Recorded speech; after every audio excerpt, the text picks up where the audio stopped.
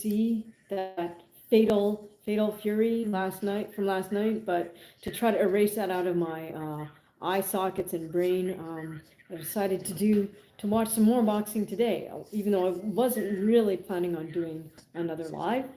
Here we are watching the fight card that's going on right now in Riyadh, Saudi Arabia. Of course, the big headliner is Mr. Canelo Alvarez versus William Skull. I did not do a break fight because I really know very little about Skull. And to be honest, I feel like this is all smoke and mirrors. $90 for yesterday plus today is just outrageous. They should have paid us to watch that card last night. That was horrendous. Um, I yeah, I recorded a video expressing my thoughts on last night's card, so I won't keep saying the same thing. But right now I'm watching Richard Riakporhe, who is making his heavyweight debut, um, versus Kevin Nicholas Espindola. Espindola is 9-9. Um, he's, I think, got 2 wins. His most recent fights were 2 wins. Riakporhe lost his last fight as a cruiserweight versus Chris William Smith, and so Riakporhe since decided to move up to heavyweight. He's incredibly lean for a heavyweight, very muscular. I'm guessing he's um, in the low teens in terms of body fat percentage, but um, I decided to tune into this just because I'm curious about how he does as a heavyweight, and he proves to be an interesting addition to the heavyweight division, primarily because he hails from the UK, from across the pond, as we say, and that's where at this point it looks like most of the heavyweight action is taking place over there in the UK. Unfortunately, most of our American heavyweights have blown it, or they were shot, like Deontay shot. Jared Anderson was never there, as far as I'm concerned. Jarrell Big Baby Miller, I mean, after getting tested for PEDs and testing positive for PEDs more than once, I'm happy if he just retires. I don't know why he pulled out of the fight, his upcoming fight, but either way, it doesn't matter to me. Okay, so here we are. Riakporhe is fighting, I believe, an 8-rounder versus Espindola.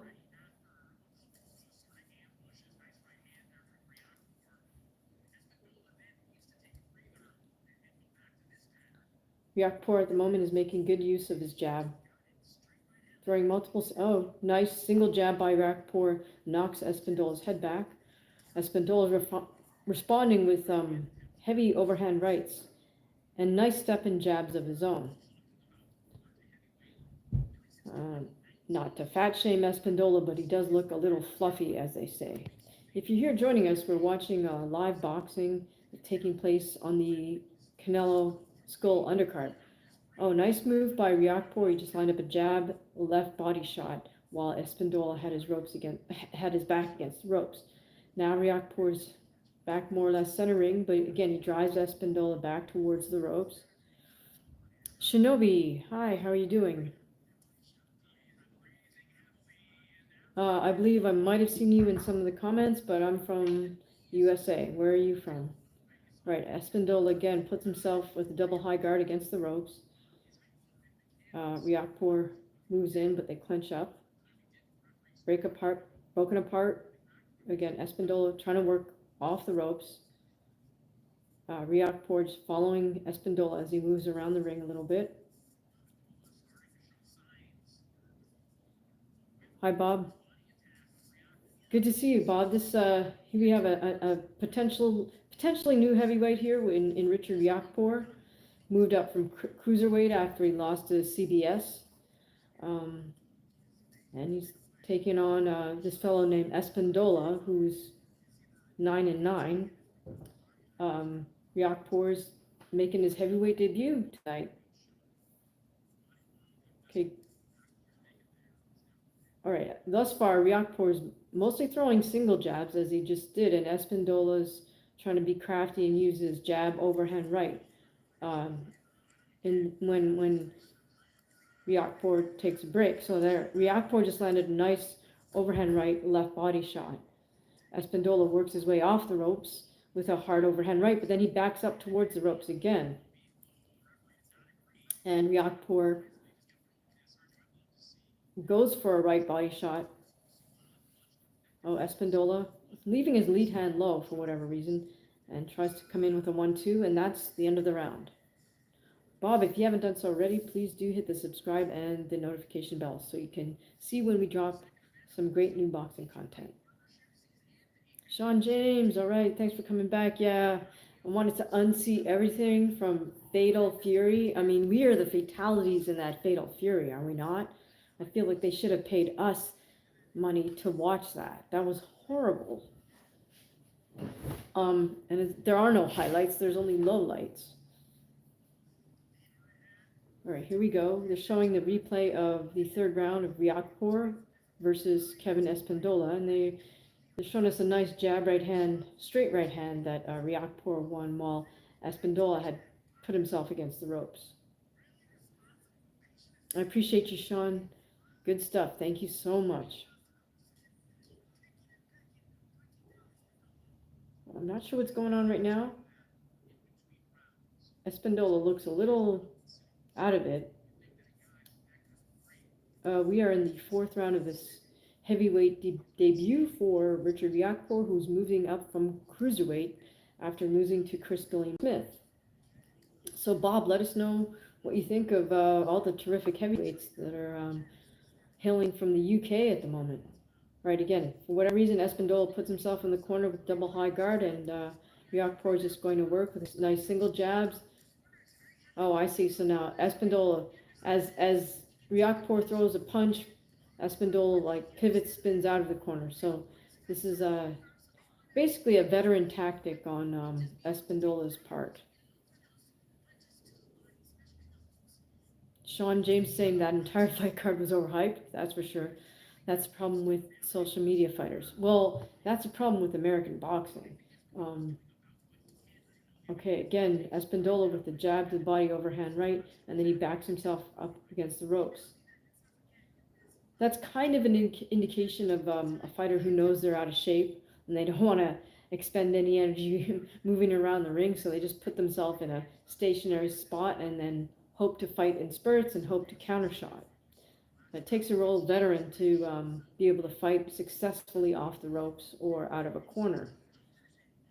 So right now, Riakporhe has a whizzer and Espindola has the underhook, and they're just sort of clenched up in the middle, navigating their way around the ring a little bit. Espindola breaks free with an uppercut. No, nice double right uppercuts from Riakporhe lands, and again, Espindola clinches up.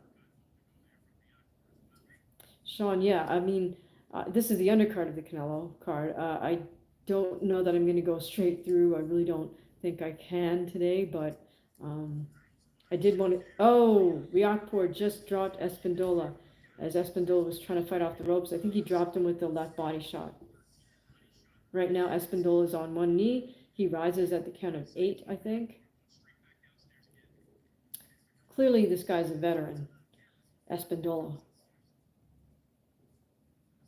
Nice up jab from Espindola. He's now bouncing on balls of his feet. Good body movement by Espindola. Again, fighting off of the ropes, coming alive a little bit. I think Espindola knows he has to pick it up a bit here. Right, left to the body by Espindola. Espindola strikes me as a guy who probably started boxing when he was younger because he's got interesting, he's got good footwork for a man that's that big. Riakporhe is just trying to go to work on Espindola's midsection, and that's the round. All right, if you're here on our live stream, we are watching live boxing that's taking place right now in Riyadh, Saudi Arabia. This is the undercard of Canelo Alvarez versus William Skull. And I'm wondering if Espindola is going to continue here. got his head down. He's kind of bent over. Had a funny feeling he might have had enough. That's it. Yes, Espindola has decided to concede. So Richard Riakporhe comes away victorious in his debut as a heavyweight. And this guy looks like he's going to be one to watch. He literally has very muscular build, very athletic. I do like his overhand right, left body shots. He's got a good solid jab.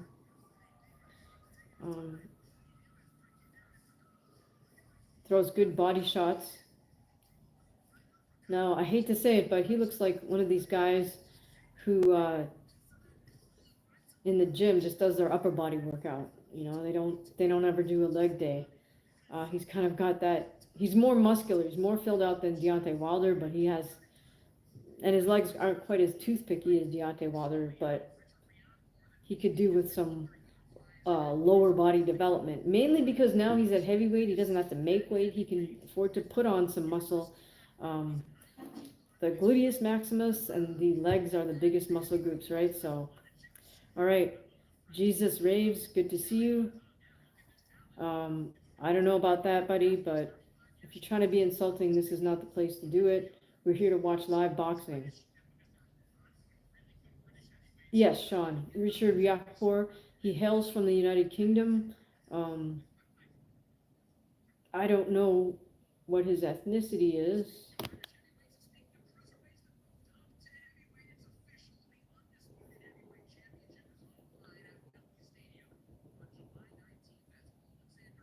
Yeah, it says he lives in London. He was born in London.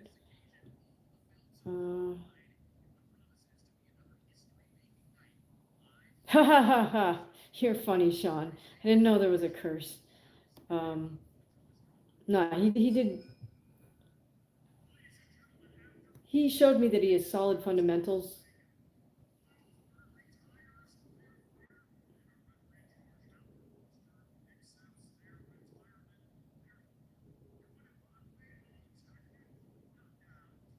I mean, I think they got this opponent for Riakporhe at the last moment. Because, I mean, clearly this guy, Espindola, has some skills, but he's out of shape. He knows he's out of shape. There's no need for him to stay and take punishment only to lose the decision, right? All right, so congrats to Richard Riakporhe. A successful debut as a heavyweight. So goodness gracious, apparently he is just 3 pounds shy of 300 pounds. That means he moved up from 200 to almost 300 pounds between, well, in less than a year's time. That's, all right, I take that back about saying he needs to do more legwork, because if he put on 100 pounds of muscle, you know, props to him, man, because that's incredible. That's like a third, 150% times bigger than what he was. So, in less than a year. And if he was able to do that by putting on upper body muscle, then more props to him. But in all seriousness, over the long run, I hope he does work on his legs as well, just to maintain good symmetry. All right, my friends, I am not sure if I'm going to stick around here. It just depends on what's coming up next, because the fight I really want to see is, of course, none other than Martin Bakole. I do not know when Bakole's fight is going to come on. It may not be for another couple of hours. Let me see if I can figure this out. Sean says, usually that works against the fighter, too much weight too soon. That's true, but it just depends on how it's done. You need a really expert strength coach to help you with that. I mean, I'm lucky because I have a great strength coach. He's an expert at writing programs, and he understands about being a combat athlete. So I thought maybe I would be sore sometimes after lifting, to sort of like really get the most out of my combat sports stuff, but I have never, not once ever been too sore to do jiu-jitsu or boxing or MMA. So shout out to my strength coach. His name is Steph Cazo. His company is called Kilo Strength Society, and he absolutely 100% knows what he's doing. Um, Sadly, most of these strength coaches in the boxing industry are just somebody's cousin or someone's friend, and they're pretty clueless. So, they just at most look up stuff on YouTube and try to copy it. But um, yeah, congrats to Richard Riakpour. Just shows us how terrific boxing, the state of boxing is in the UK versus the United States. Look at all the heavyweights we have in the UK at the moment. Bob, are you still with us? Bob says he's from England, so thank you, Sean, for moderating that and getting rid of the messages.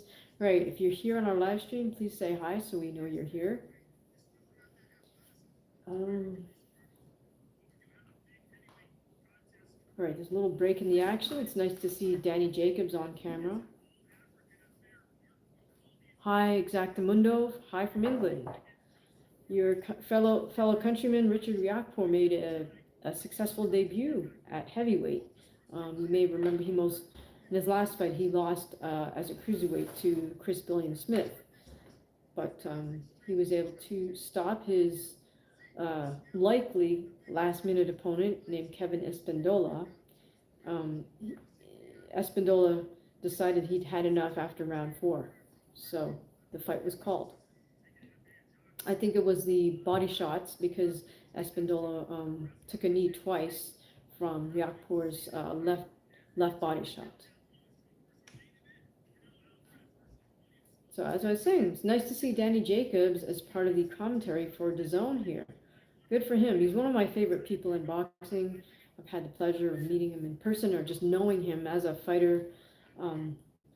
We crossed paths in the gym, either at Gleason's gym, I think maybe at Starrett City, which is where he fought out of. And Danny Jacobs is one of those people in boxing who you happy to say, he's a good guy, and you always wish him the best because he is a good person.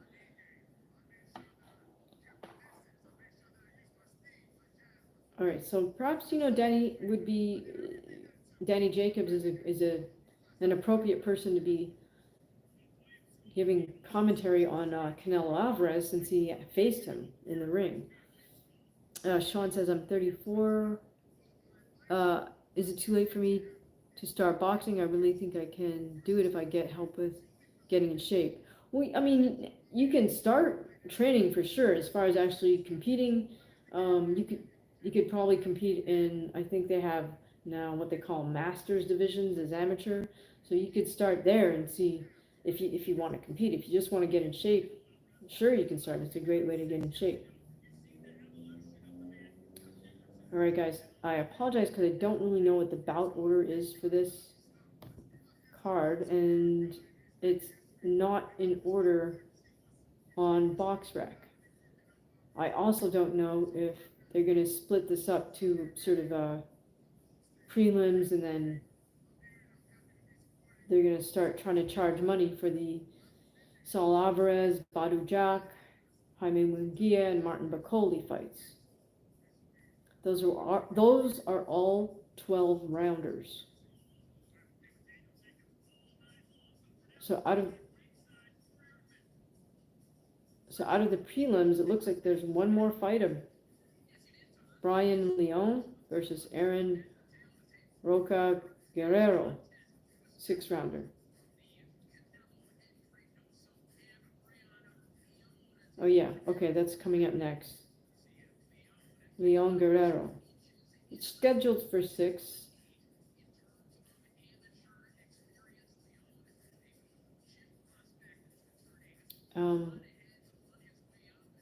To be honest, guys, I don't think I'm going to be able to go straight through all the way to the main event, so I'm probably going to have to end this stream and then start up again. But I'm trying to figure out when Bakole's fight's going to show.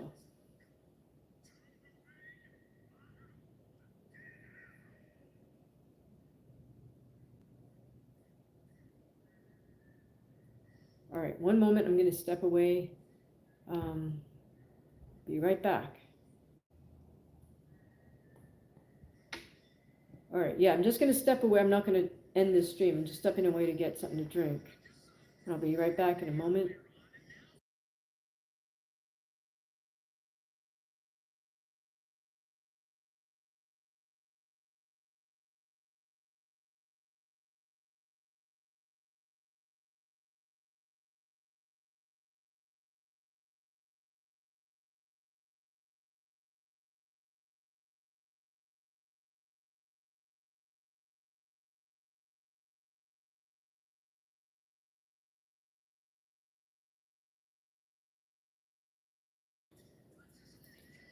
All right, so has everybody recuperated from having to watch that Fatal Fury last night? I sure hope so.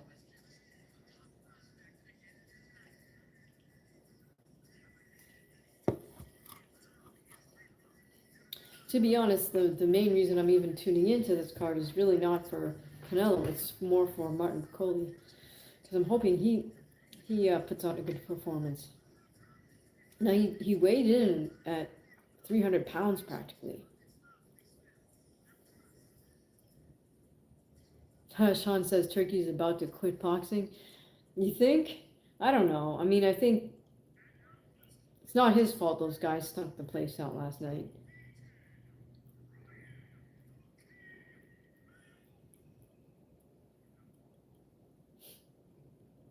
Okay, so we have Leon versus Guerrero. Don't know anything about either one of these guys. They're fighting at light heavy.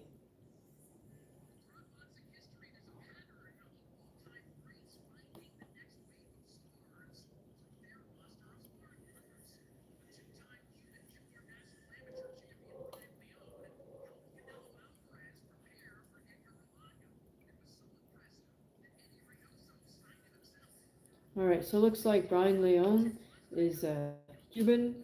He was recruited as a sparring partner for Canelo.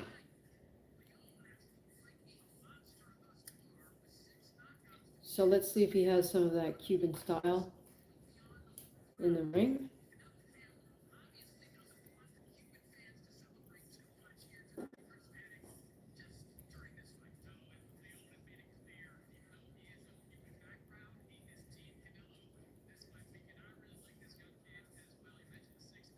So I do believe this is Reynoso in his corner, or at least it's the same camp, right, as Canelo.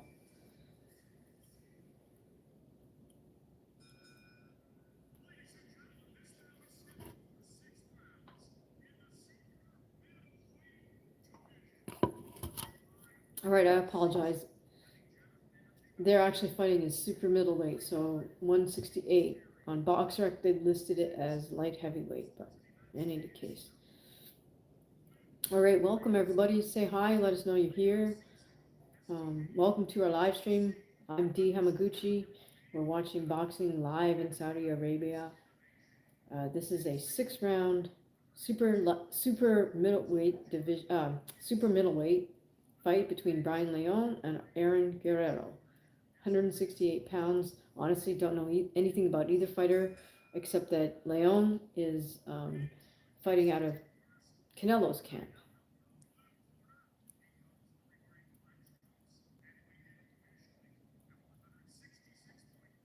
If you feel like crying about last night's fatality, feel free to let it all out here on the live stream. We're here to support each other.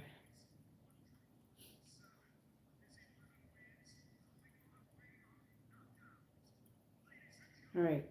Guerrero is fighting out of Mexico. Leon is fighting, well, he's Cuban. But obviously he's made his way to the United States as one of Canelo Alvarez's sparring partners.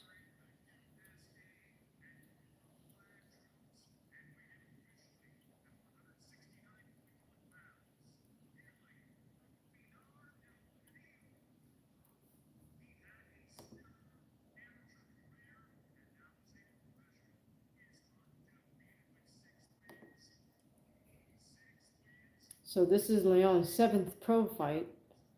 Uh,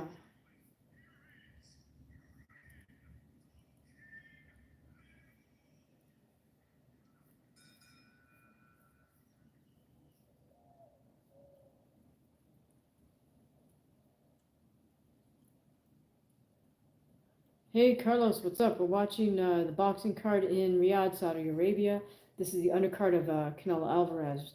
Right now, one of Canelo Alvarez's sparring partners, named Brian Leon, is fighting in his super middleweight 6-rounder.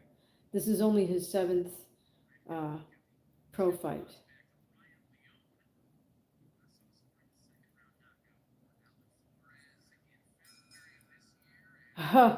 Oh my gosh, yeah, Sean. I hope so. Sean Spawn, yeah, that was pretty depressing watching that last night. In fact, it was pretty much torture.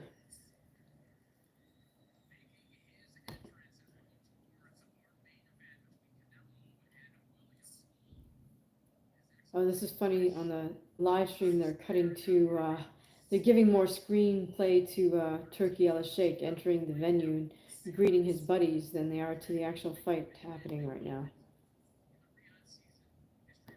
All right, let me try to. No, that doesn't help. Just trying to zoom in on the actual fight, but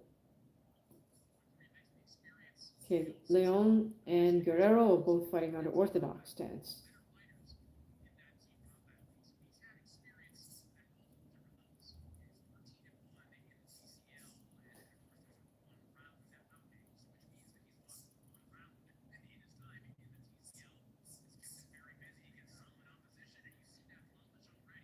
Leon comes in with a nice jab, jab, jab right hand. Nice little right uppercut as his opponent's trying to close distance here. Looks like. Oh man, this is sort of annoying that they've minimized the fight screen and maximized Turkey Al Sheikh.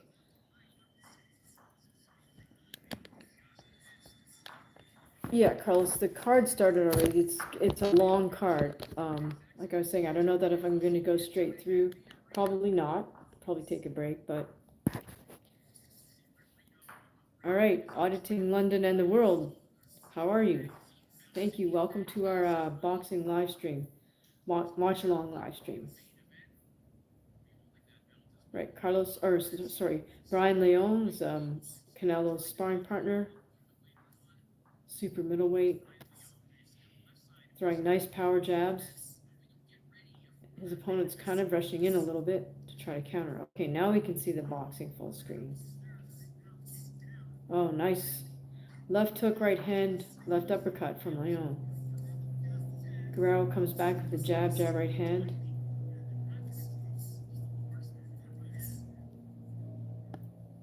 And Guerrero's really leaning in after he throws a punch. He's getting caught, just got caught with the right hand by Leon.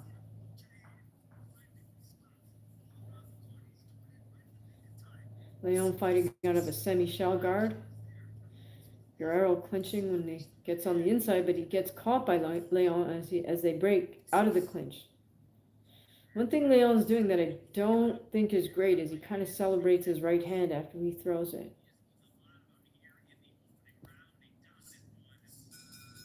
And that's the round.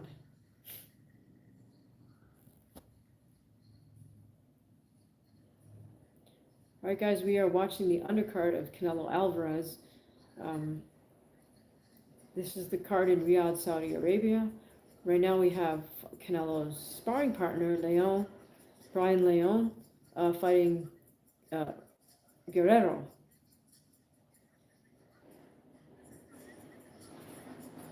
And yes, Leon has Eddie Reynoso in his corner. So I hope everybody's still alive after watching those two horrible fights last night. The bright side was Teofimo, I thought. He at least showed us some moxie and some fun boxing skills. Leon looks to be pretty upbeat as he's waiting for the bell to ring for the next round.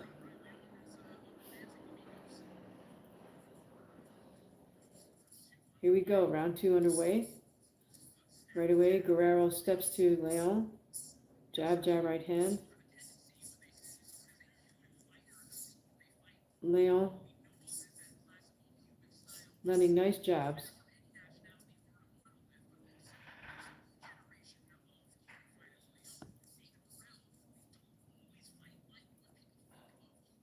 Sean says Teo was boring too, but at least he danced a little bit.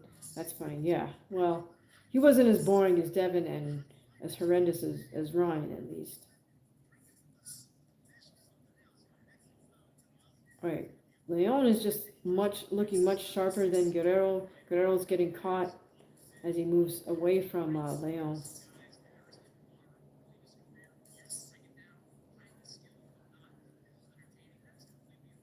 Right now, Guerrero's trying to stay on the outside, it looks like, but Leon's keeping right in front of him.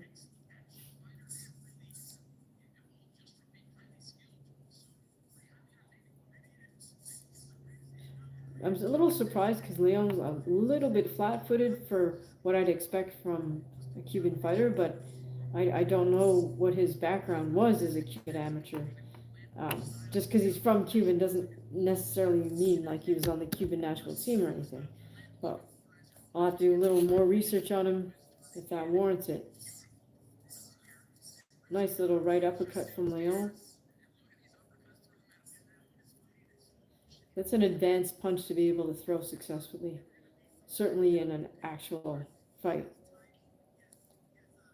Nice half shell guard by Leon. He keeps his eyebrows furrowed down. That's a way of kind of protecting yourself, even if your hands aren't up by your forehead.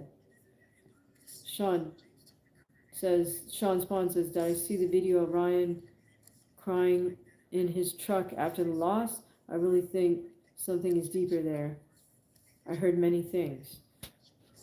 Well, yeah, I actually just made a video of that. I haven't posted it yet on YouTube, but I did allude to that, what I suspect, during our live, which is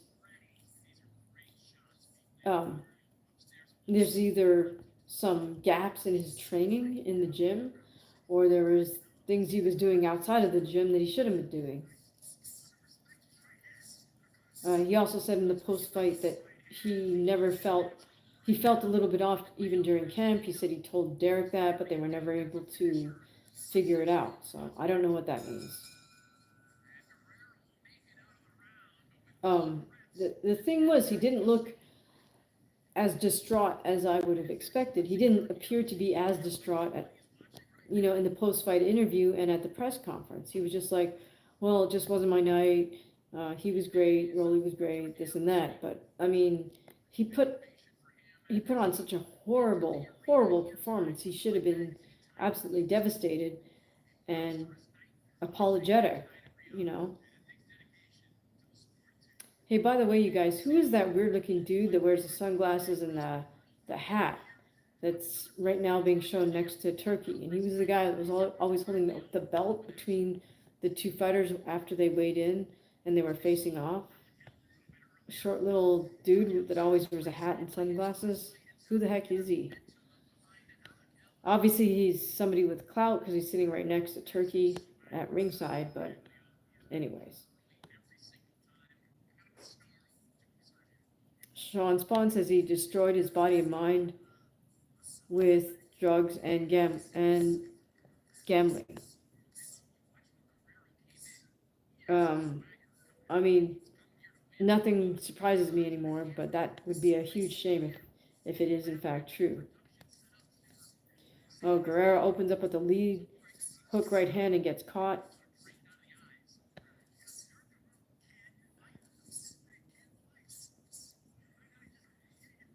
Now, Guerrero is able to weave under some punches, but he's just, he again got knocked back. His head got knocked back with a jab. The way that Leon is celebrating his right hand shows me that he's not that as polished as I might expect if he had a long background as a Cuban amateur. But Guerrero has so many flaws in his defense that Leon keeps catching him. He just caught him with a nice short left hook there, landed a right uppercut, right hand. Jonathan Simon, salute. How are you? Good to see you. Thank you for joining us on this live. We're watching the undercard of the Canelo card. Right now, it's Canelo's sparring partner, a guy named Brian Leon, fighting super middle versus someone with the last name Guerrero.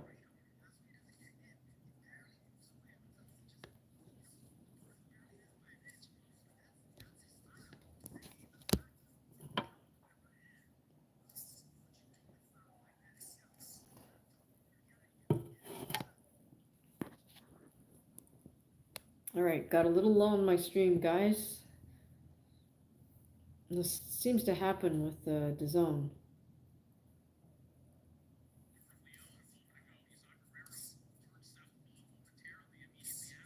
Oh, Leon lands a nice right hand there. Misses with his right hook, but okay, right body shot, left body shot for Leon. Guerrero lands a short right on the inside.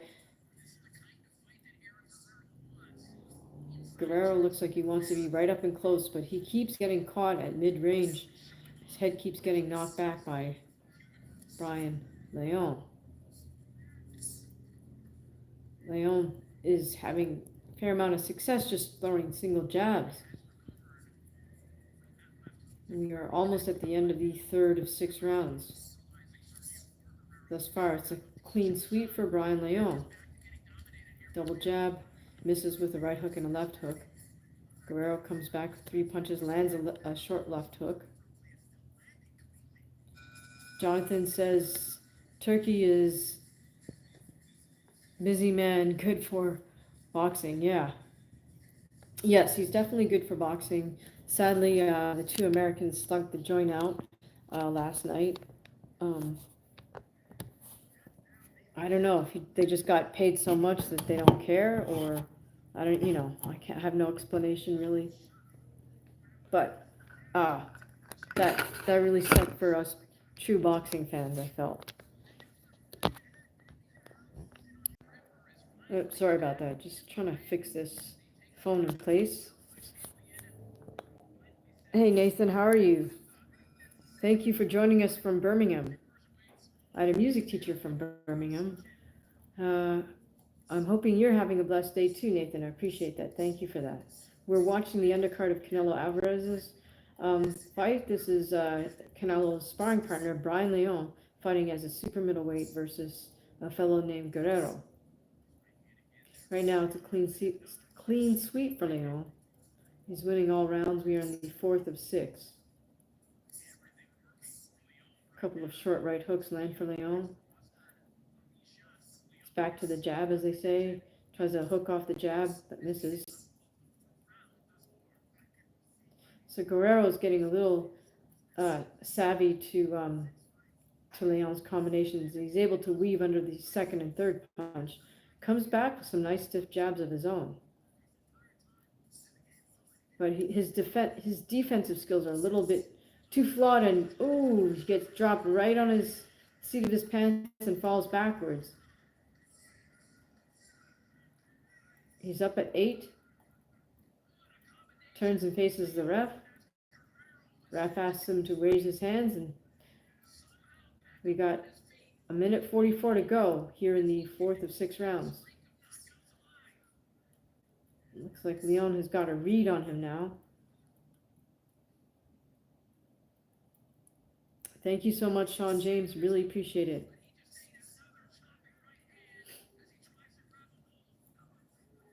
Sean Spawn says they didn't want to go viral for the wrong reason. They're scared. Oh, you mean like they didn't want to get knocked out? I get it. Yeah, they both fought scared. No, neither Ryan nor Devin were willing to mix it up. Okay, here we go with Brian Leon. Is he going to get the KO here? Because he's starting to land at will on Guerrero. Landed a nice left body shot. To his credit, Guerrero's still game. He's not clinching, he's not running. He's now standing toe-to-toe with Leon. Just under a minute to go here in this 4th round of 6. Oh, Guerrero just ate another hard right hand. Men coming close. Oh, nice right uppercut by Leon. Guerrero trying to navigate around the ring a little bit. Oh, but gets caught with another jab right hand. Just under 30 seconds to go here.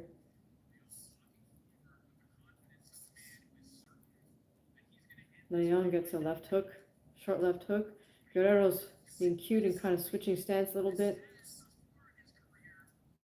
To his credit, Guerrero is a game fighter. He's hanging in there. He makes it to the end of the fourth round after just getting dropped. Nathan says, I'm sorry, this is my first time to your channel, and I'm awake at 12 p.m. UK time, 12:30 a.m. UK time. Yeah, it's late for you. What is your channel about? Mostly we talk about combat sport. I'll do lives when there's a good fight card on. I don't consider this fight that we're watching right this instant to be a big fight, but as I was sharing with some of the other viewers, I'm really tuning in to hopefully catch Martin Bakoli. I'm not sure if he's going to come on soon or there's going to be a big break. If there is, I'm going to take a break myself and then start another live. So I'll do lives for boxing cards, for big UFC cards, and then post a lot of shorts on what I consider meditations, like little scenes from nature. I'll post some shorts about my art, about some of my workouts. Feel free to, cruise around on all the different playlists. There's also some of my fights posted on this channel, as well as a few fights of others, but mostly mine, just because it's my channel.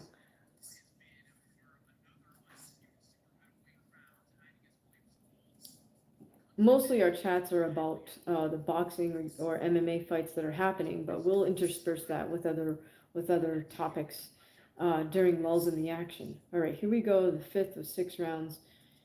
The question now is, will Leon stop Guerrero before the 6th round? To his credit, Guerrero is still a game fighter. He's still remaining active. He's not trying to run. Guerrero moves in with a jab to the body. Leon with the lead left hook and then back to the jab. He's staying right on top of Guerrero. Guerrero is trying to navigate around the ring a little bit.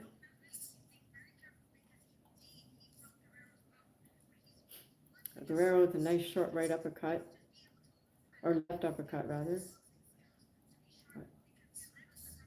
At this point, Leon is landing a little left uppercut, right uppercut. Another left hook from Leon, right hand. Now again, I'd say that I don't like that he celebrates his right hand, but that's kind of a giveaway that he didn't have a long and storied amateur career in Cuba, because I think they would have drilled that out of him.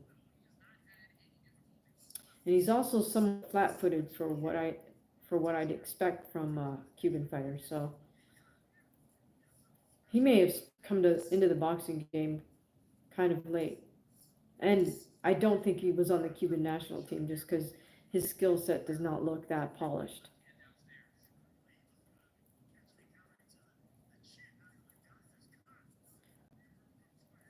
I expect that, as a sparring partner for Canelo Alvarez, he's got to be pretty durable and got to have enough character to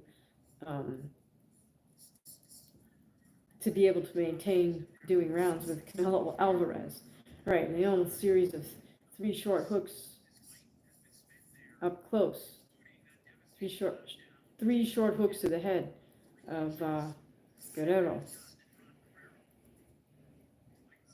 Guerrero's still moving around a little bit, getting cute with his weaves. See, he's not doing like Devin Haney and simply just running. He's at least throwing some punches and making good defensive moves. Guerrero survives another round, so he may make it to the end of the 6th.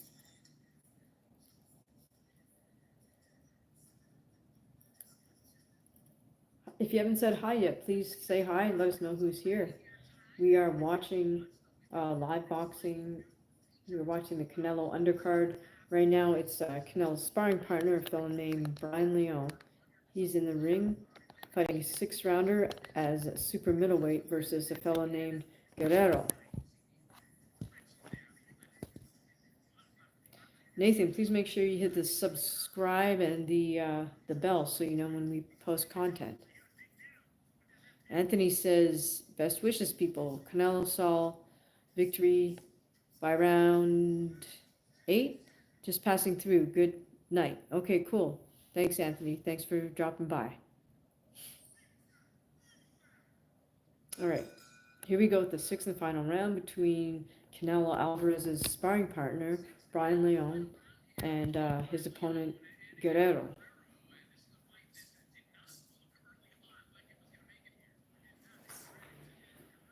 Guerrero with a jab to the body, and Leon misses with a sweeping hook, but lands a jab upstairs. Oh, now his hook, right hand, left hook lands again. Again, right hand, left hook. Series of right hand, left hooks land for Leon. Now double jab, right hand, right hook. Left hook to the body for Leon.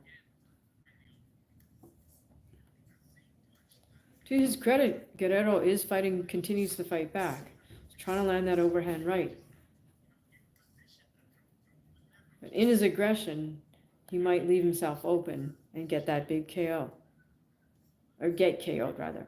Oh, nice little left uppercut from Guerrero. Guerrero briefly switches to southpaw. And then back to righty. Good jab right hand by Guerrero. This shows me that Guerrero is a veteran. He knows how to survive. He knows how to make a fight look like a fight. He's not there to run away.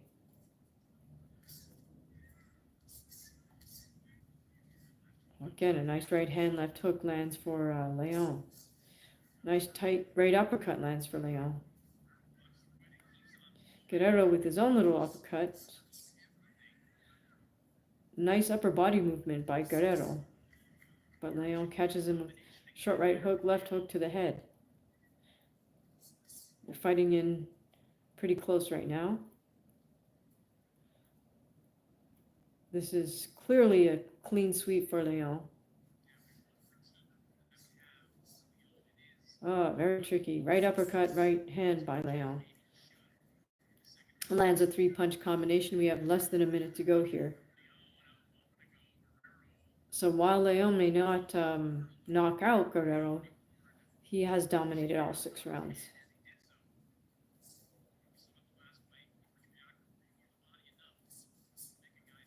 Oh, nice timing on his counter right hand by Leon. This is a good fight for him because Guerrero is not conceding. Guerrero is continuing to come forward. So this is good work for Leon.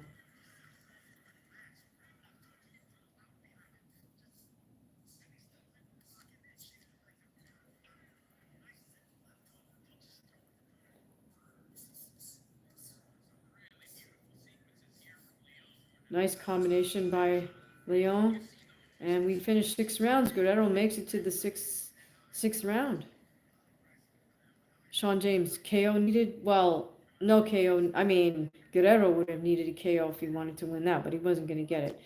To his credit, he made the fight look good because he kept trying to win. He kept coming to fight, at least. He's kind of a perfect opponent. That's what you want in an opponent. You want somebody that's going to come to fight but be beatable, if that makes any sense.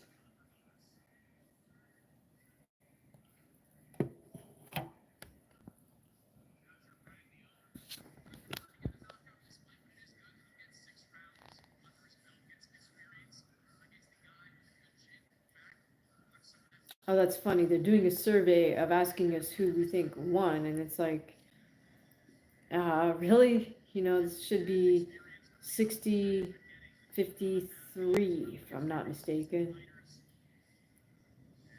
Because he got dropped. So, it was 10-8 round. Alright, guys. Anybody have any other thoughts about last night's horrible Fatal Fury? Anybody have any thoughts about this Canelo Alvarez main event?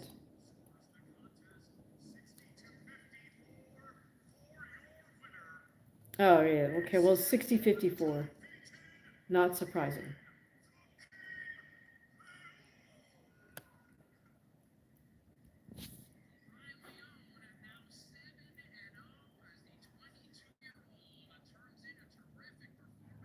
All right, we cut for a half a second to the back, and it looked like Martin Bakoli's hitting the mitts, so I'm hoping that's the next fight.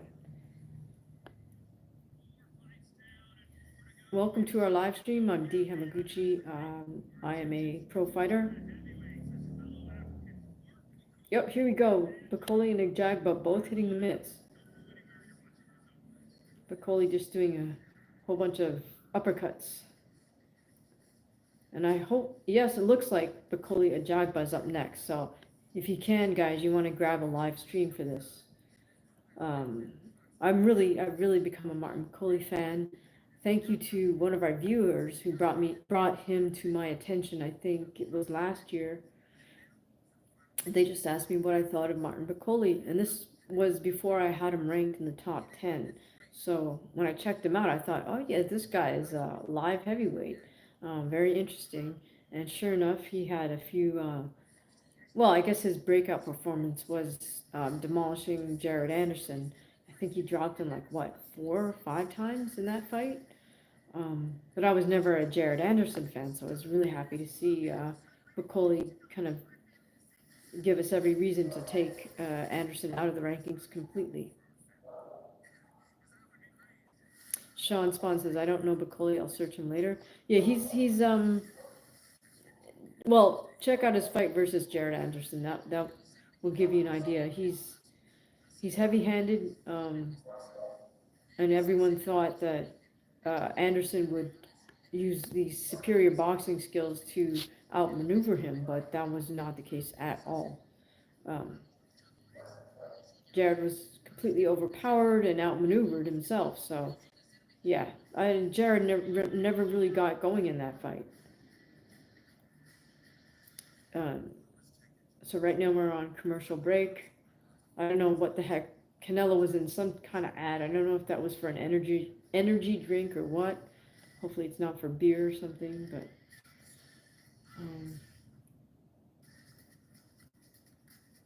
yeah, what did you guys think of Ryan's performance? You think his problem was the layoff, or do you think it was too much partying? I honestly don't think it has anything to do with being on or off PEDs. I think it's much bigger than that. Because just because you're not taking PEDs doesn't mean your ability to listen to your coach should diminish. Okay, so we're looking at an ad for another Tom Cruise movie, Mission Impossible, which is opening May 23rd. All right. So now we've got a long shot, drone shot of Riyadh. Has Turkey said anything about last night's horrible performances in New York? Sean Spaz, oh, sorry. Curious to know what if Turkey has addressed that sad card last night. Guys, if you're here, please say hi so we know who's here on our live stream. My name's D. Hamaguchi. Welcome. We do lives for boxing cards, for UFC cards, and this channel is devoted to combat sport. But as part of athletic training, I think recovery is an important aspect. So I also include a playlist called Meditations, which lately has been mostly a lot of nature clips of birds, of flowers, and hopefully relaxing water sounds. Hi Freeze Temp, how are you doing? Welcome to the live stream. I think Bakoli and Ajagba are up next. Yep, they're cutting to some background footage.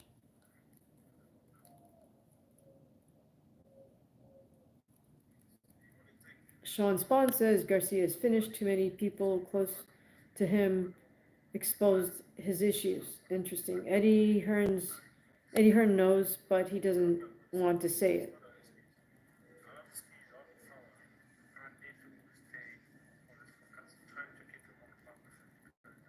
All right. Well, so Sean Spawn have they said this like publicly, or are they just alluding to stuff?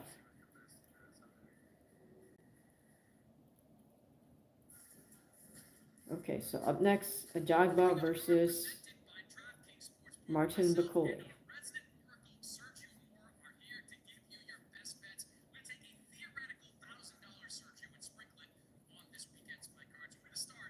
Did Chris Mannix just put a picture of himself up in boxing wraps? That's pretty embarrassing. Are you guys watching this DAZN stream? Please tell me Chris Mannix did not just put a picture of himself up in as a young Chris Mannix with boxing wraps on.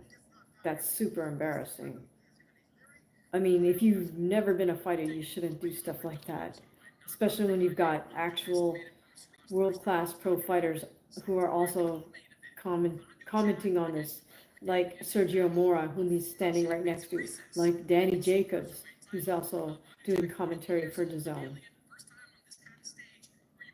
Man, I'm definitely gonna have to look that up. One thing one of my sort of pet peeves are these boxing analysts who act like they're experts on boxing or combat sport, but they have like zero experience, and then they try to say, "Oh yeah, well I trained in the gym," and it's like, all right, dude, like you can go hit the bag as hard as you want. That has nothing to do with actually fighting, either as an amateur and definitely not as a pro. So don't. If that is true, like I wouldn't even mention it as one of your credentials.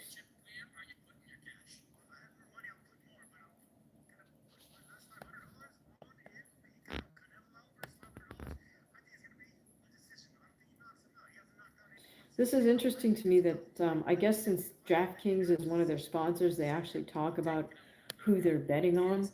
I mean, it didn't used to be a thing where journalism and gambling would overlap, but I guess now it's taken for granted. Yeah, this is just an ad for DraftKings, but they're working that into the actual commentary for the fight. I don't know. I think that's a little conflicted.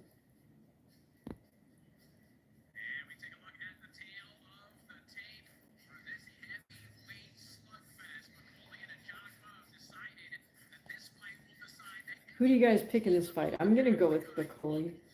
I think Ajagba was done when he left Ronnie Shields for whatever reason. Welcome to our live stream. Heavyweight fight between Martin Bacoli and Efe Ajagba is up next. Bacoli recently lost to Joseph Parker, but mind you, he took that fight on like 2 days' notice, so stepped in there. He looked pretty out of shape, and he was indeed KO'd in the second round by Joseph Parker. Remember, that's Bacoli was the last-minute replacement for Daniel Dubois when Dubois apparently got sick right before he was supposed to meet up with Joseph Parker. Now, perhaps he was doing that because he knew this rematch with Usyk was in the making and he didn't want to take any chances. I can't blame him for that. I mean, there's always lots of maneuvering in boxing, so if promoters are going to do it, why can't fighters do it? They should be able to maneuver to whatever they feel is for their advantage. I don't blame Dubois. He probably wants the rematch with Usyk more than he wanted a showdown with Joseph Parker. So why not make that move? Just get a doctor's note, and lo and behold, you are in fact sick, too sick to fight.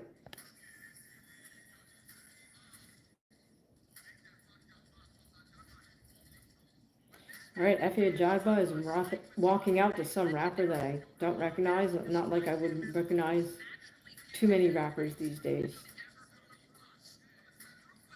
All right, Freeze Temp is calling Bacoli by KO. I hope so.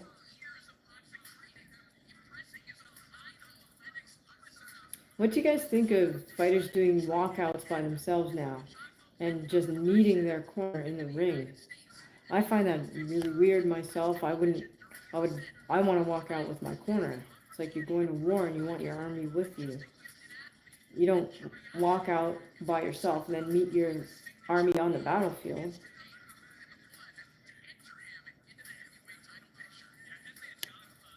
Okay, I hope it's Bacoli by quick KO because I'm starving and I want to get something to eat.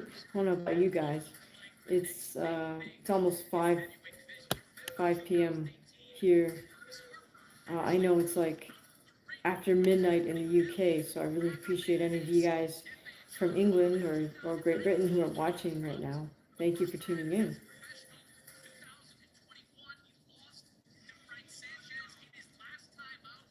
If you haven't already done so, guys, make sure you hit the sub and the notification bell so you know when we drop our next video. I do try to upload content for every single day. There's a variety of shorts and then longer regular form videos. Um, we'll go live when there's live fights on over the weekend typically. I'm honestly not sure. I don't know that I'm going to have it in me to do a live tomorrow for the Naya Inoue fight in Las Vegas. Kind of annoying that they put a fight card on a Sunday, but that's what they decided to do.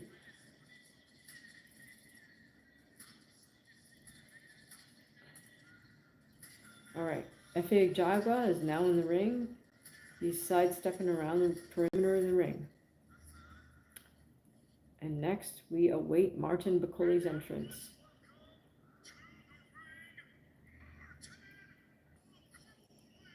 All right, ring announcer just announced him.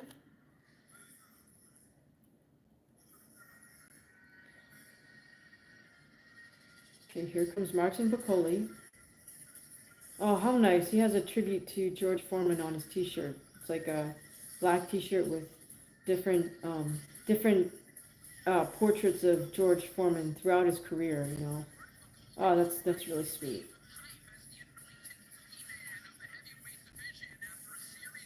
And he walks out by himself.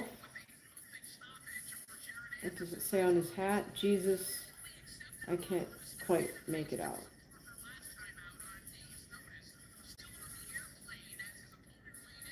And his t-shirt says, "Rest in peace, George Foreman." That's a beautiful tribute that he's decided to do that. Smiles, waves to the crowd as he makes his way to the ring. Martin Bacoli.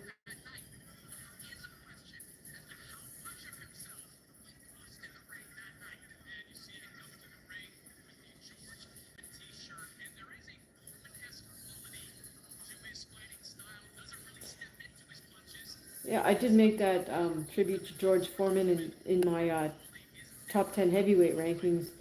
And I mentioned the fact that George Foreman once said, you know, at a certain point in their career, a heavyweight must start fighting like a heavyweight. In other words, they can't run around the ring and try to be cute. So that I then, when I went through my rankings, said whether I thought that specific heavyweight fought like a heavyweight according to the George Foreman definition, and Martin Bacoli was one of those 10 who absolutely fights like a heavyweight. You know, he sits down on his punches, he'll throw single hard shots because he knows like just one hard shot can change the course of not only the fight but his whole life. You know, he knows that he can absorb a certain amount of punishment. He's not trying to look cute.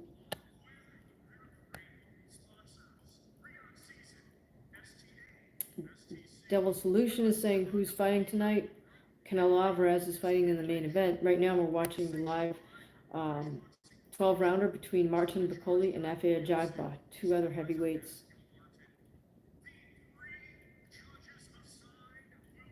Devil says there's a lot going on recently. Yes, this is sort of the twin part of like last night's debacle. You could pay $90 to watch last night's pay-per-view and tonight's pay-per-view. As far as I'm concerned, they couldn't pay me $90 to watch last night again. I watched it for free once, and I'm not willing to watch it again, ever, for any amount of money, because it's an absolute waste of my time on this planet. All right, so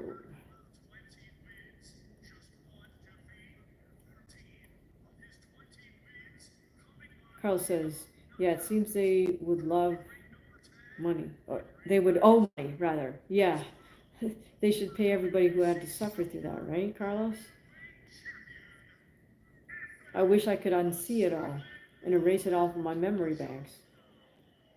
You know, you can delete stuff off your phone, off your computer hard drive, but you can't really delete stuff off your own personal hard drive unless you got one of those Men in Black pens to flash.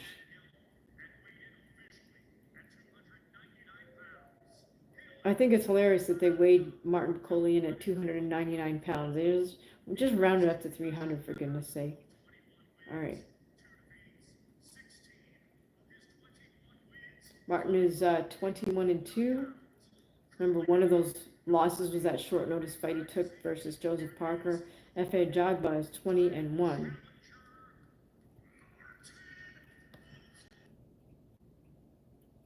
All right, Chris, good to see you. Thank you for joining us. We're watching live boxing. We're about to watch a heavyweight fight between F.A. Jagba and Martin Bakoli. So, interestingly enough, F.A. Jagba's lone loss is to Frank Sanchez, who recently um, lost to, gosh, now his name's eluding me. Oh, I can see his face, but I can't think of his name. All right, here we go. Chris Review says Bakoli should win. Bakoli by TKO. Okay, cool. So we had Bakoli by KO, Bakoli by TKO. Let's see how this goes. Both men fighting out of orthodox stance. Jagba with a jab to the body, then a jab to the head. Bakoli using that nice upper body movement. Nice single jab by Bakoli. He blocks Jagba's jab to the body. Comes back with a double jab to the head that doesn't quite reach its mark. F.A. is the one moving around the perimeter. Oh, an interesting. Bakoli opens up with a double right hand. Oh, I like what Bakoli's doing with his right hand. He's using that to parry and then continues it right on into a punch.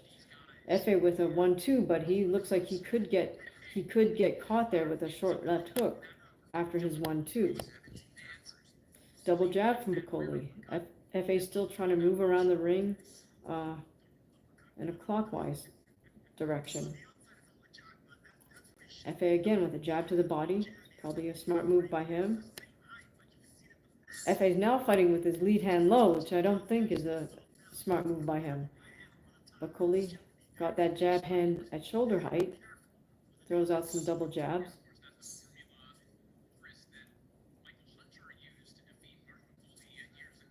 I like that how, even though Bakoli's a much bigger man most of the time, all 300 pounds of him, he still maintains a decent guard.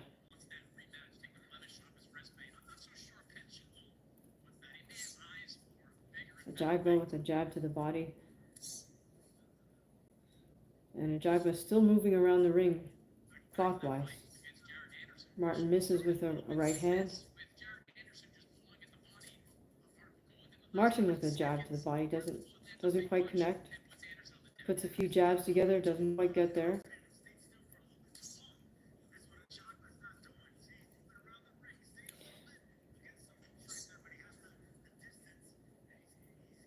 I like how Bakoli's just got his eyes pretty much locked in on Jagba. He's not getting mesmerized by anything. He's parrying without looking directly at the punch, and he just continues his parry to a punch. Carlos says, is this the main card, or are still in the prelims? Do I know? Well, this is Martin Bakoli versus F.A. Jagba, which is really the only fight I'm really super interested in. I'll probably take a break after this because I don't really care about Mungia and who else is on here. Yeah, Carlos is just dying to get a burrito and a couple of beers. Can you get me one while you're at it? Yeah, I was saying just a few minutes ago, I'm getting kind of hungry, so I hope Bakoli gets him out of here early so I can grab something to eat. I might have to do that in a moment anyways, you guys. Okay, so between rounds here, between the first round of Bakoli versus Jagba, it was definitely a feel-out round. Can't really say. I'm not really sure who won that because both men were just looking to get a measure. I don't think either man is looking to win this. I don't think Bacoli's looking to win this on decision anyways, so.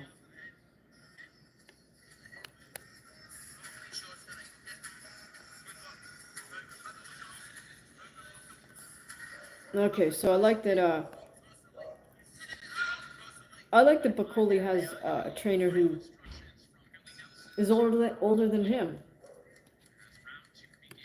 Excuse me, that might sound like something funny, but I mean, you want somebody in there who has decades of experience, not years. All right, so Bacoli opens up with a jab to the body, jab to the head, jab to the body. Like how he's mixing up the targets. FA with a nice jab to the head. Goes for a jab to the body, but Bacoli deflects it. FA with a 1-2 to the head. Single jab.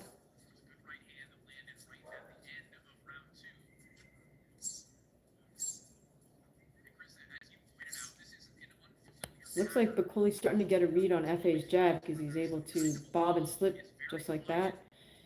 And then he slips and goes to the body with his own jab.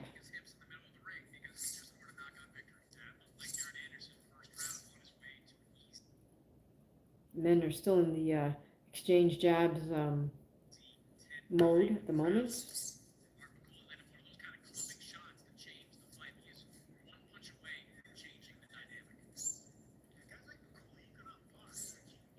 Ajagba is still choosing to be the guy on the perimeter of the ring. He's continually moving to his left.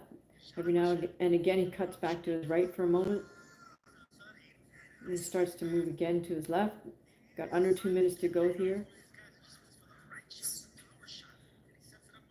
Martin with a jab to the body and then comes right back up to it with a jab to the head that lands.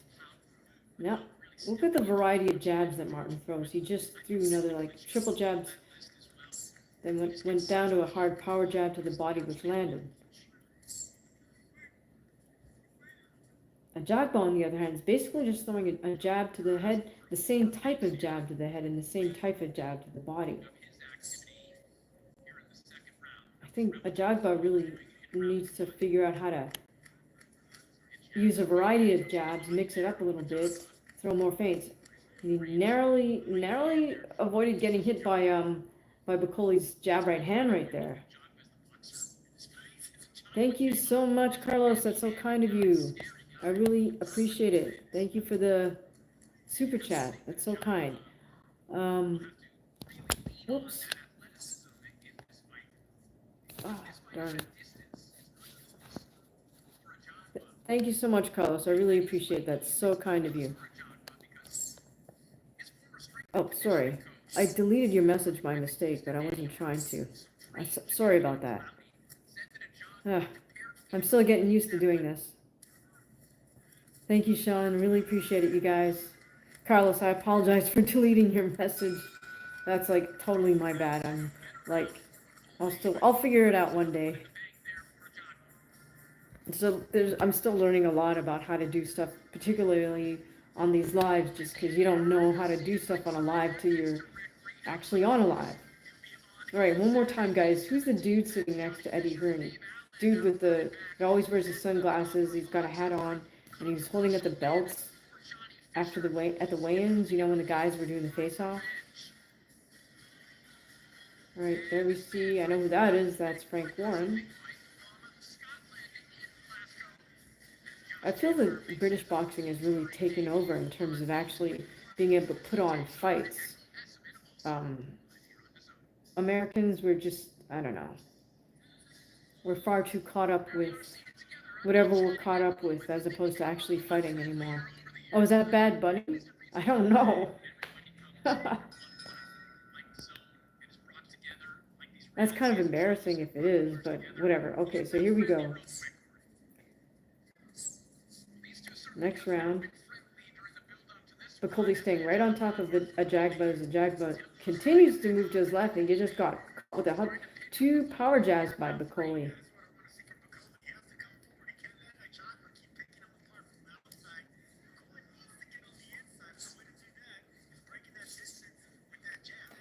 Ajagba with a 1-2. Oh, a nice 1-2 from Ajagba. Bakola's doing a nice job with it. I like what Bakola's doing. He's using kind of stuttery movements to try to fake FA out. He's breaking at the waist to give the feint like maybe he's going to go to the body, which he just did. But I won't lie, I'm a Martin Bakoli fan, not really an F.A. Jagba fan. F.A. comes in with a 1-2. Nice 1-2, back to a jab. Oh, and Martin responds with a hard double jab. Hard jab from Ajagba again. Things are starting to pick up a little bit here in the third round. Oh, this is only a 10 round, my fault. I thought it was 12. Now we're starting to get some action. Nice little sip there by Martin, but he's got to keep the head movement up. Ajagba, jab to the body, jab to the head. Well, I think Ajagba's winning on points, but I don't think Bakoli's looking to win on points here. Oh, nice slip by Bakoli. Nice slip to the left, and he slips to the right. Very skillful defenses. But he's got to come back with fire his shots here. Nice hard jab to the body by Bakoli. So the commentary, I think Sergio Mora seems to be biased towards F.A. Ajagba. I don't know if that's because, he's based out of the U.S. now. Again, I don't think it's wise for Ajagba to carry his lead hand so low, but I guess that's his style. Sean Spawn says Americans don't box anymore. The best athletes are in the NFL, NBA, and working 9 to 5s. Yes, I agree with you. Boxing takes way too long to earn money. Yeah, boxing is just too hard. We're like a nation of wusses at this point. All right. F.A.'s starting to tee off with his jabs, but he just got caught with a nice left hook by Bakoli. As soon as Bakoli starts to get read here, I hope he's able to put his punches together. Oh, nice right hand, left body shot by Bakoli as F.A. putting up the double high guard on the ropes. Again, not a good tactic for Ajagba, putting his back on the ropes like that. Okay, that's the round.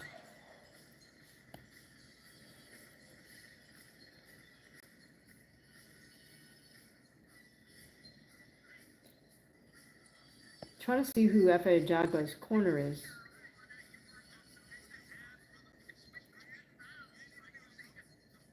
See here, I mean, yes, I am being judgmental, but obviously these guys working at Ajagba's corner are probably not that much older than him, if they are older than him. And I just feel that when that's the case, somebody who's the same age you just does not have enough experience. It's not like they started coaching boxing when they were 1 year old, but you want them to have decades of experience, preferably to have seen so many fighters' careers come and go that they understand the patterns, they understand what they're seeing in the ring, they understand what they're seeing in the gym. All right, so the commentators are giving that one to F.A. Ajagba. As I said, Bakoli's starting to come on here right away in the fourth round. See, even though Bakoli's a bigger guy, he keeps a nice high double guard. Like he's doing right here. He's weaving under Ajagba's punches. Oh, nice weaves. So as soon as Martin's able to come back with a good counter shots, this is where, oh, nice body shot up to uppercut. Perfect classic inside combination from Bakoli. Nice short left and right combinations. Ajagba again puts up the high double guard with his back on the ropes, which could prove to be fatal for him. Ajagba misses with a big right uppercut. Ajagba with his own left uppercut, left hook lands. And I like how he's mixing up the targets from head to body to head. This is not good for Ajagba. Very bad push, and now he walks himself into the corner.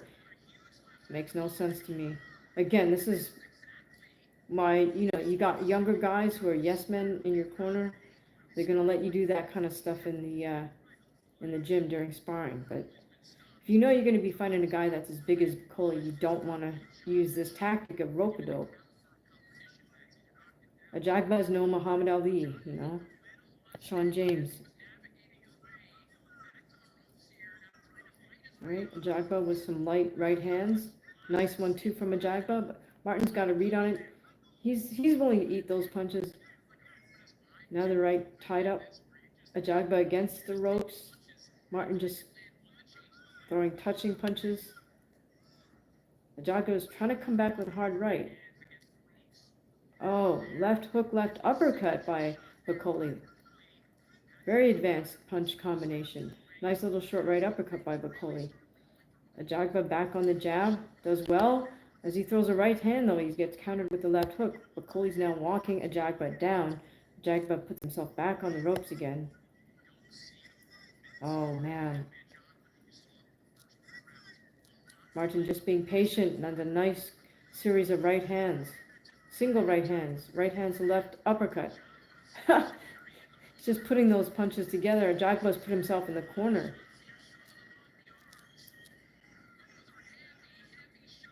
See, Ajagba's corner should have conditioned him out of doing that in sparring in camp. Again, Ajagba fighting off ropes. He's trying to come back with the 1-2s, 1-2s. Had a little bit of success there, but Bacoli's, I don't think Bacoli's worried about Ajagba's punching power at this point. Wow, great round. Definitely Bacoli's round, but again, I don't think he's looking to win on points, so the tide is starting to swing in his favor. I'm going to try to listen in on his corner. And they cut away to a replay. Nice left uppercut, left hook, left to the body, right hook. Yeah, that was most definitely Martin Bacoli's round, and I think it's just a real tactical error for Ajagba to put himself on the ropes. All right, Carlos, thank you for joining us. Thanks for the gift. Really appreciate it. Yeah, go get something to eat. I'm gonna have to do that. Hopefully Bacoli knocks him out soon so I can go grab my food. All right.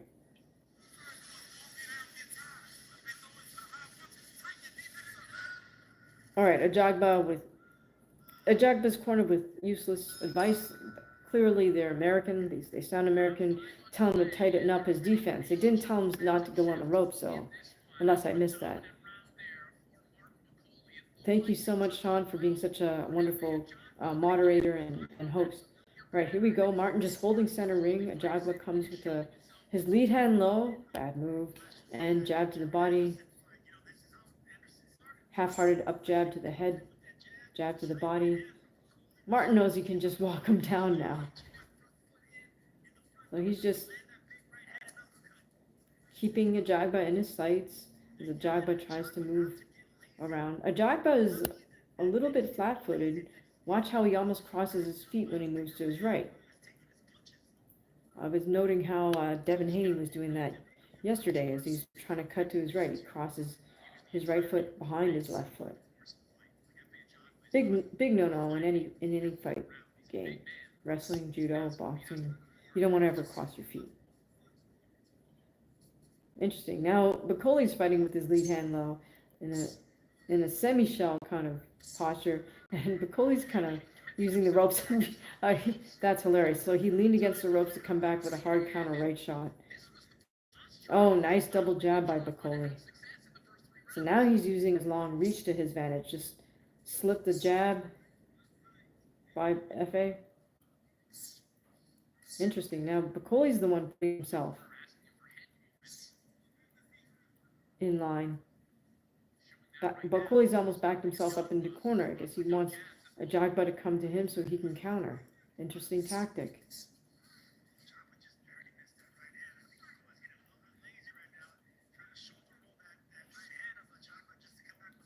I really think it's a mistake for especially a heavyweight to fight with their lead hand low. Nice jab to the body by Martin Bacoli.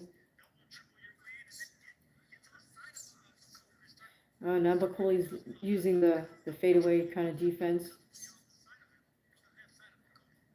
I mean, Bacoli, don't let his physique deceive you. He is a little fluffy, but he's very athletic for a big man.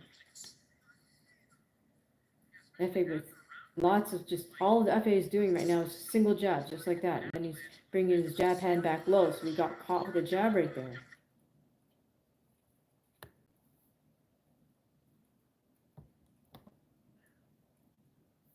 Sorry guys, my stream froze up for a sec. Hopefully it comes back. Oh, nice double jab by Bakoli lands. Lead right hand by Bakoli just misses. And that's the round. Alright, so here's the thing. FA just has yes men in his corner. It's not going to help him out.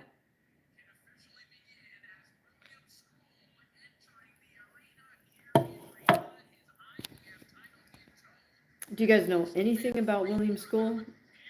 I didn't even look into him.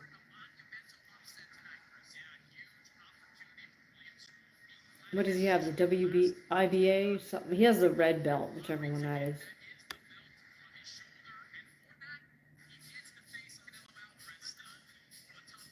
Looks like Bakoli's corner's calling for some.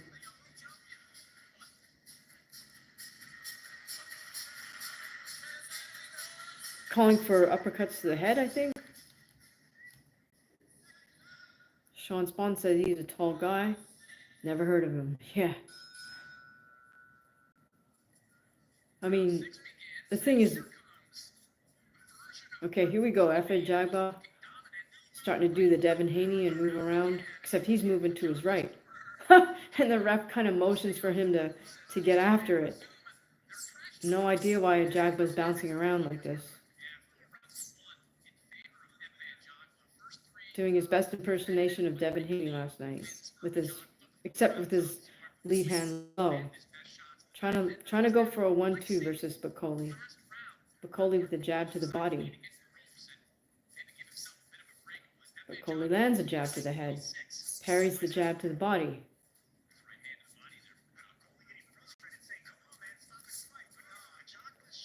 Double jab from Bakoli. Oh, nice jab by Bakoli lands.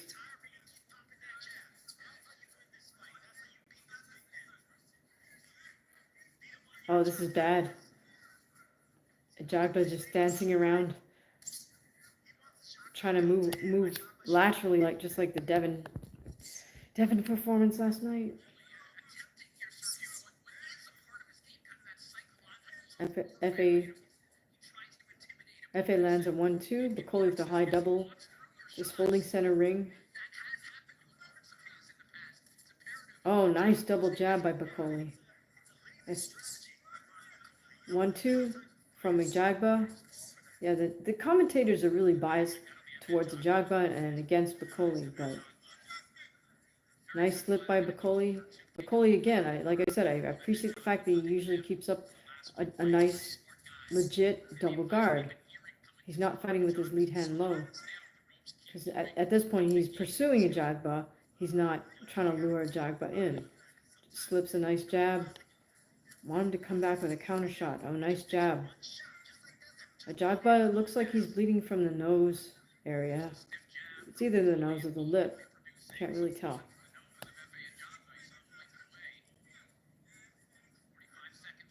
Okay, Bakoli trying to feint with upper body motions and small steps. Nice double jab by Bakoli. FA counters with a jab of his own.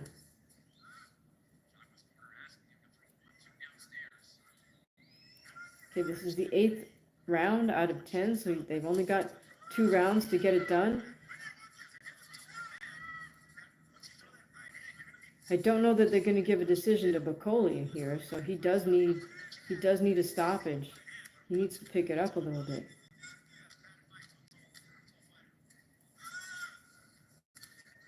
Oh, catches Effie with the right hand. We just need a little bit more volume from Bakoli. All right, so the commentators are giving this to Jagba. This is disappointing.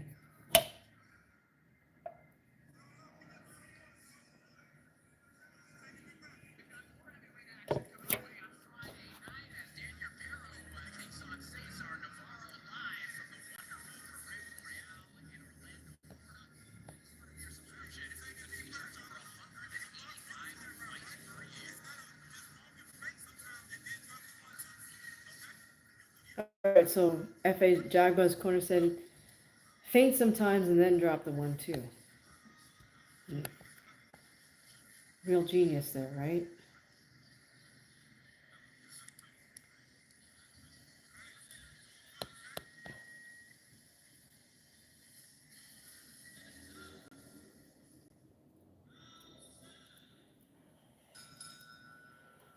Oh, I apologize. I think this is round 7.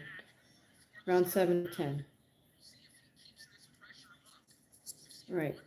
Bacoli opening up a little more animated now. He's really walking, following a Jagba. Double hot guard. The Jagba gets in a 1-2. Starts out back on his bike. Cuts to his left, moves back to his right. Again, throws in the 1-2. Oh, nice counter right by Jagba. Right, so Martin needs to pick things up here. He needs to get back on the jab. He can't wait to try to counter a Jagba. There you go. Double jab for Martin.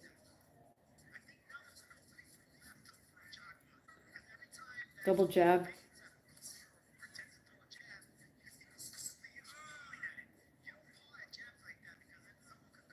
Alright, so I don't know. It's hard listening to these commentators because Sergio Mora is so critical of Bacoli. Right, Bacoli's still following a Jagba. Jagba's opening up with some lead right hands now. He's still keeping his back against the ropes here.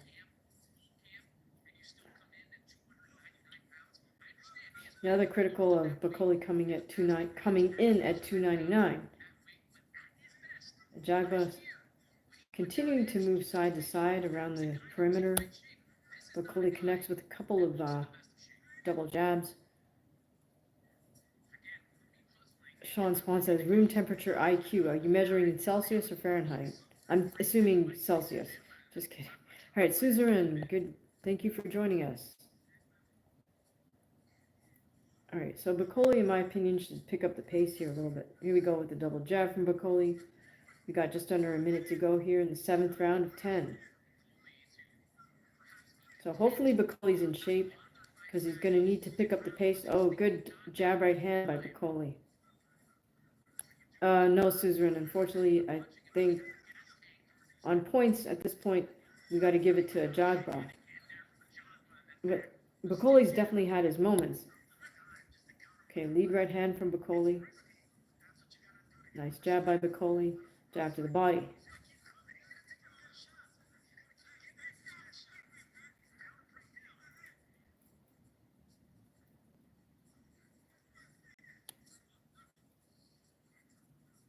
Right, Bacoli can't afford to really ease up on the pressure here. They keep calling Bacoli lazy, the commentators. And this is pretty biased. Susan, well, basically, FA is just moving around the ring a lot, and so Bacoli really needs to cut off the ring and pick up the pace a little bit. All right. I think Badu Jack might be up next, showing him getting wrapped up in the back.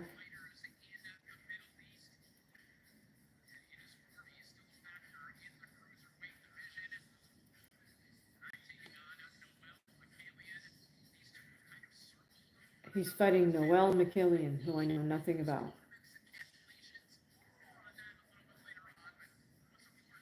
Yeah, hopefully Bacoli picks it up a little bit in these closing rounds.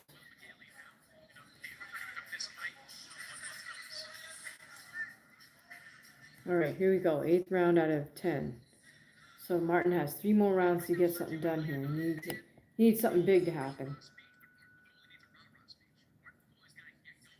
Okay, here he goes, following Jagba. Jagba still going around the ring in circles, and indeed, Martin seems to be right on top of him.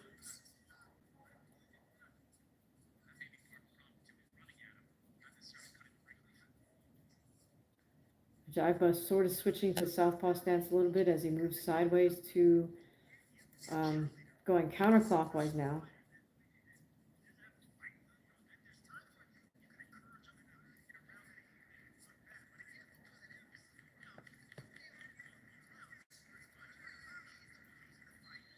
Ajagba is using making good use of his footwork to be evasive with Bakoli. Oh, we hear the boo birds and the whistles, rather, from the crowd.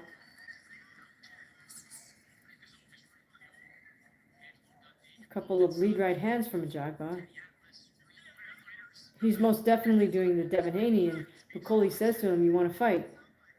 He's just standing in the middle of the ring with his hands down, asking Ajagba if he wants to fight. I understand his frustration, but his job is to make the fight happen.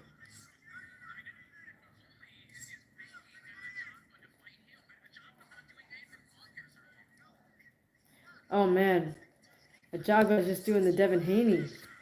It's crazy.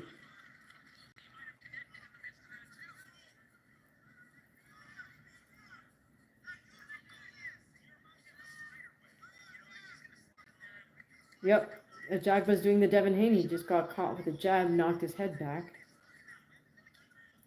Martin needs to step to him.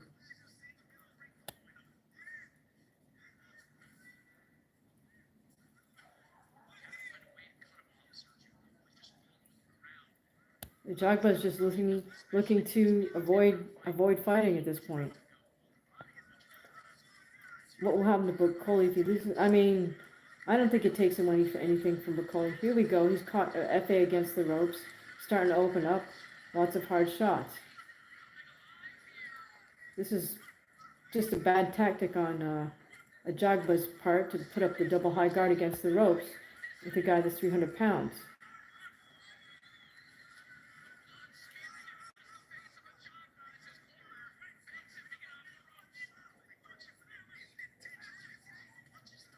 Right.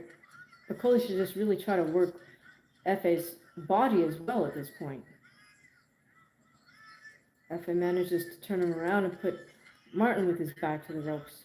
Now the men are back to center ring. FA's trying to fight back, but he walks all the way back to the other side of the ring, back against the ropes, and head gets knocked back. He eats a couple of hard shots right at the end of that round. Sam Mason saying the UFC card looks great. Yeah, it does. I mean, I'm actually more interested in that than Canelo versus Skull. Not sure what I'm going to do. I'm going to need to take a break and get something to eat, just like Carlos, but then I want to come back, maybe have both the UFC and the boxing on at the same time, and just kind of talk about both as they're happening, depending on which is more interesting. Kind of a perfect night for anybody who has ADHD and likes combat sports, right? Yeah, Sean Spawn. Yeah, he's doing the freaking Devin Haney. I never want to see that ever again. I wish I could unsee that. I need the Men in Black pen so I can just forget about it. That was such a disappointment. I can't think of a fight card that had a bigger build up and a bigger letdown, you know? Like pound for pound, that was the biggest letdown ever.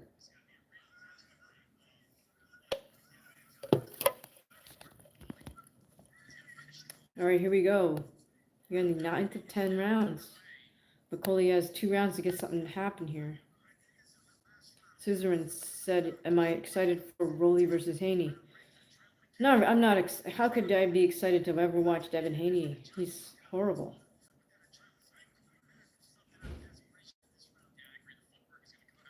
Right. Martin's starting to walk down FA with double high guard. FA's now trying to stand center ring with him. Lots of short hooks from Bakoli. FA tries to fire back with his own short punches.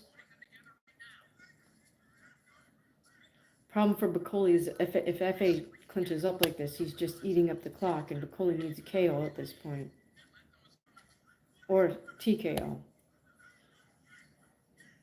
Nice jab to the body by Ajagba. Oh man, again, Ajagba puts himself against the ropes, almost in the corner. Bakoli narrowly misses with a big overhand right.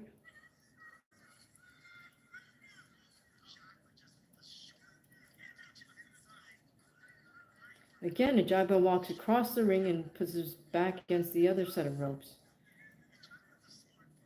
Got about a minute 20 here in the second last round.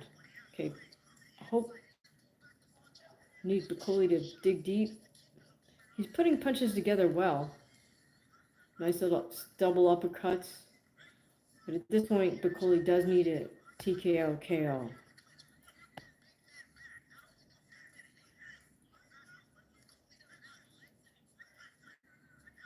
Right, and again, FA clinches up after they get to the inside.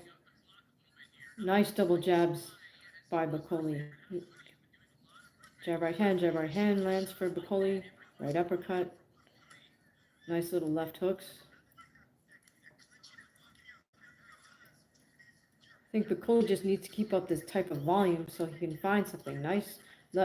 Body shot to uppercuts to hooks by Bakoli. Walks Ajagba across the ring again as Ajagba puts himself against the ropes.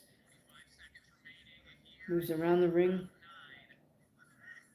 At this point, Bakoli does need a KO. But, you know, Ajagba is going to get the boo birds from the fight fans. Oh, nice power jab by Bakoli. Knocks Ajagba's head back.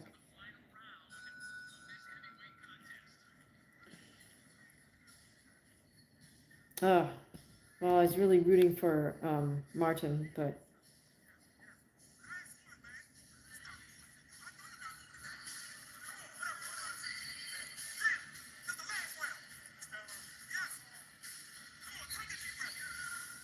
all right. Ajagba's corner is yelling at him. Get off the damn ropes and put your combinations together. I know he got more than that. Is Ajagba good? I mean, I'm not impressed by him, but I mean, he's got decent boxing skills. I think he made a big mistake when he left Ronnie Shields, who is a veteran trainer and wouldn't put up with any nonsense.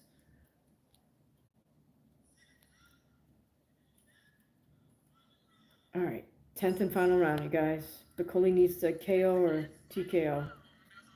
All right, Ajagba on his bike doing the Devin Haney again. He's moving He's moving clockwise around the ring. Now he cuts back counterclockwise. 1-2 to the body for Ajagba lands.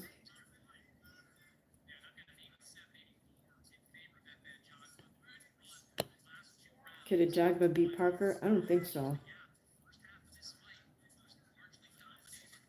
Oh. Nice right hands land for Bakoli, but again, Bakoli needs a KO.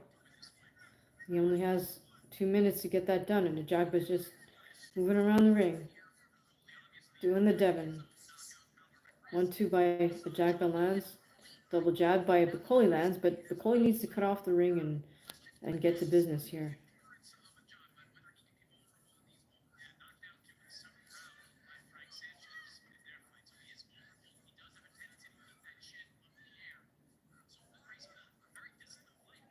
Oh, Bakoli can't afford to look and pose at him. He's got to just get down to business. Oh, all right. Bakoli's starting to open up. He's got Ajagba against the ropes. You've got to keep him there. I don't know why I let him off the ropes. Ajagba's corner is just encouraging him as he runs around. That's why you don't want to have an inexperienced corner in your corner. Oh, big power jab by Bakoli knocks Ajagba's head back.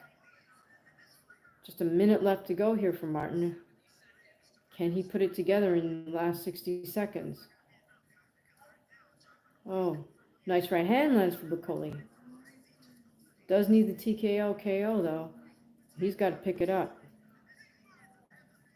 He needs to run a drill on Ajagba and just step to him. Run that drill.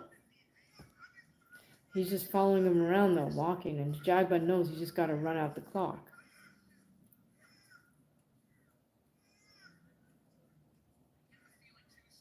This is embarrassing for Ajagba. I bet Turkey's having flashbacks from last night right now. This is embarrassing. Because Ajagba's not an American, but he trains in America. His trainer is American, so he's got the U.S. flag on his trunks. Not a good look. All right, Ajagba with a nice 1-2.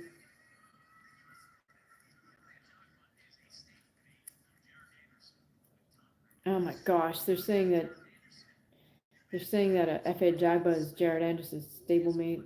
Whatever. Oh, that's it. What a shame. I was hoping Bacoli would get the KO. Right, they hug up in the center of the ring. Ugh, that sucks. Well, that's a disappointment.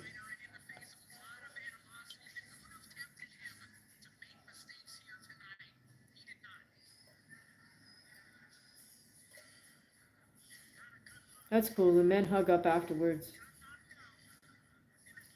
It means they both, they both know they put forth a good effort, at least.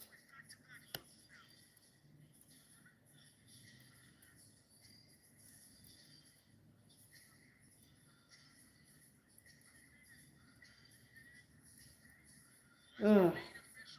Well, we'll wait for the official announcement.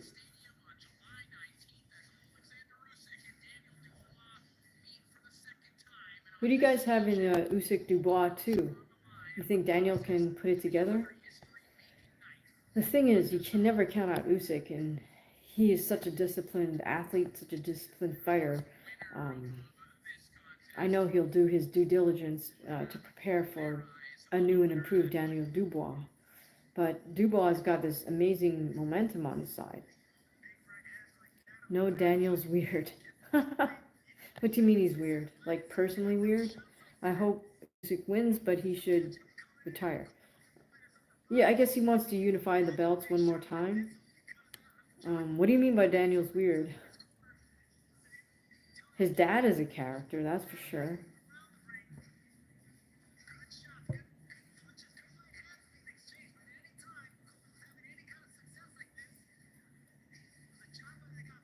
All right, well, the commentators on the zone, meaning Sergio Mora and Chris Mannix, are incredibly biased towards F.A. Jagba. Let's see if the judges were equally as biased.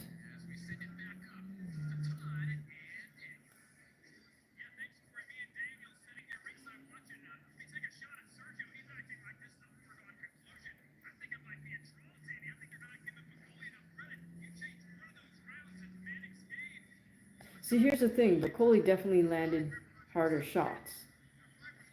But was there enough to convince the judges to give him the rounds? And the other problem is when you're used to seeing someone win by KO and they don't, then you think they lost, right? Because they didn't get the KO. But I mean, guys, I gotta say, I really hate it when the TV analysts are so biased. All right, F.A. Jagba's corner is so stupid they can't even get his glove off after the fight. Anyways.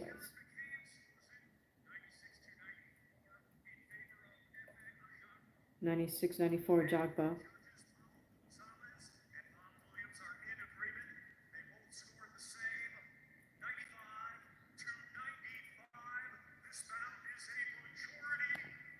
Okay, majority draw. That's fair. That's fair. At least Bacoli didn't get a loss. So two guys scored at 95-95. One judge gave one more round to Ajagba, 96-94. Call it a draw. That's fair. All right, you guys. I gotta take a break and get something to eat.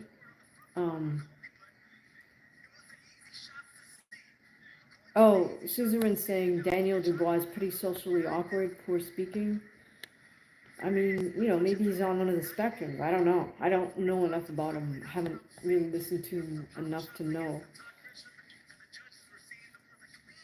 Yeah, Suzerain. Well, I don't know if I want to see this in a rematch. I really like Bacoli. I think he could move on to another more exciting fight as a heavyweight. Oh my gosh, I don't want to listen to Chris Mannix in his. I hate it when he wears like a freaking button-up shirt with no tie. Can someone please teach Chris Mannix how to dress? Well, I guess I'll listen to this just for the heck of it, but.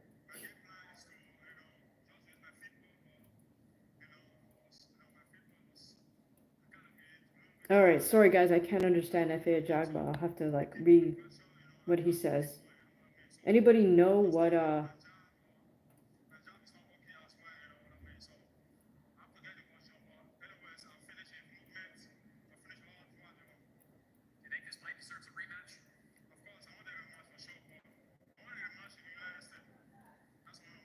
Ajagba is saying he wants a rematch in the United States. Kind of makes no sense to me, but.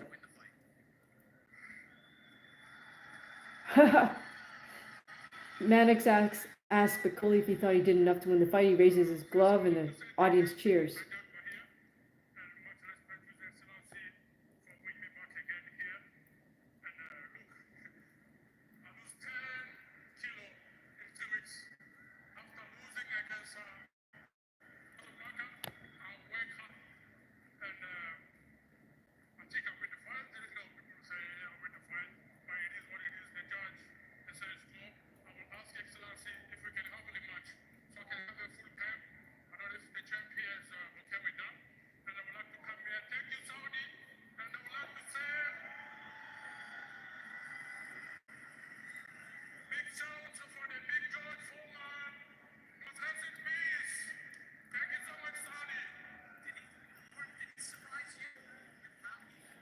So Piccoli's saying he would like to have a rematch, but he would like to have a full camp. Because I'm sure he had to take time off after he got KO'd by Joseph Parker. I mean, you can't go straight back into camp and start sparring again after you get KO'd like that. So I guess that's what he's referring to.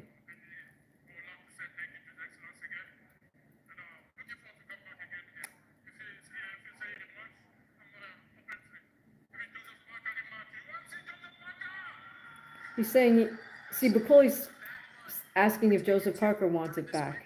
So I would actually like to see that with Martin having a full camp, because they're both, we got two punchers going at it.